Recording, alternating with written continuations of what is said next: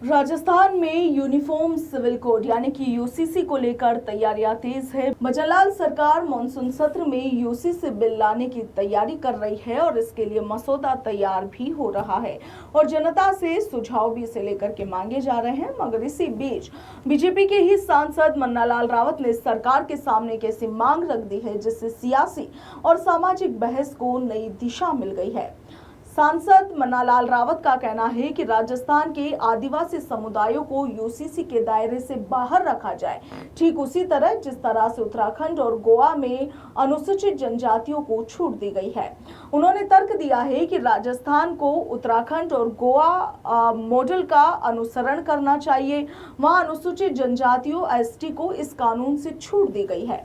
सांसद मन्नालाल रावत ने कहा कि ये छूट टीएसपी और नॉन टीएसपी दोनों ही क्षेत्रों में रहने वाले तमाम आदिवासियों को लागू होनी चाहिए।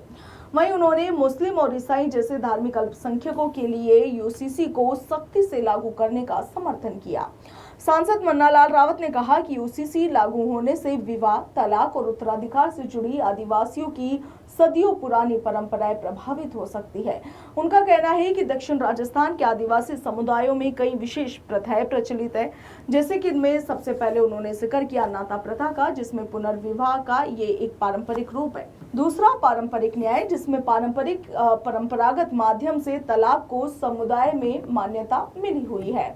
इसके साथ ही विवाह पंजीकरण को लेकर भी बात कही गई। कई आदिवासी विवाह औपचारिक पंजीकरण के बिना भी पारंपरिक रीति रिवाजों से कर लेते हैं, उससे संपन्न होते हैं। सांसद मन्नालाल रावत का कहना है कि यदि राजस्थान भी उत्तराखंड की तर्ज पर यूसीसी लागू करता है तो एक पत्नी या एक पति नियम यानी कि मोनोगेमी, अनिवार्य विवाह पंजीकरण और इसके साथ ही अदालत द्वारा मान्यता प्राप्त तलाक और समान उत्तराधिकार नियम जैसी व्यवस्थाएं आदिवासियों की इन पारंपरिक प्रथाओं को खत्म कर सकती है, जब तक कि उन्हें विशेष रूप से छूट ना दी जाए। जो अनुसूचित जनजातियां अपनी मूल परंपरा और कस्टमरी प्रथाओं का पालन सालों से करती आ रही है, उन्हें यूसीसी से बाहर रखा जाना चाहिए। वहीं अदालती फैसलों का हवाला देते हुए सांसद मन्नालाल रावत ने स्पष्ट किया कि ये छूट केवल उन्हीं को मिलनी चाहिए जो वास्तव में आदिवासी रीति रिवाजों का पालन करते हैं। उन्होंने कहा कि न्यायपालिका पहले ही ये व्यवस्था दे चुकी है कि जब कोई व्यक्ति आदिवासी रीति रिवाजों को छोड़कर कोई अन्य धर्म जैसे कि ईसाई धर्म या कोई और अपना लेता है तो उसे SC/ST अधिनियम के तहत मिलने वाला संरक्षण समाप्त हो जाता है। ठीक इसी तरह से ऐसे धर्मांतरित व्यक्तियों पर यूसीसी पूरी तरह से लागू होना चाहिए। उल्लेखनीय है कि राजस्थान सरकार ने प्रस्तावित यूसीसी पर राज्यव्यापी परामर्श यहां पर शुरू कर दिया है और इसके साथ ही आगामी मानसून सत्र में इसे विधानसभा के पटल पर पेश किए जाने की संभावना है।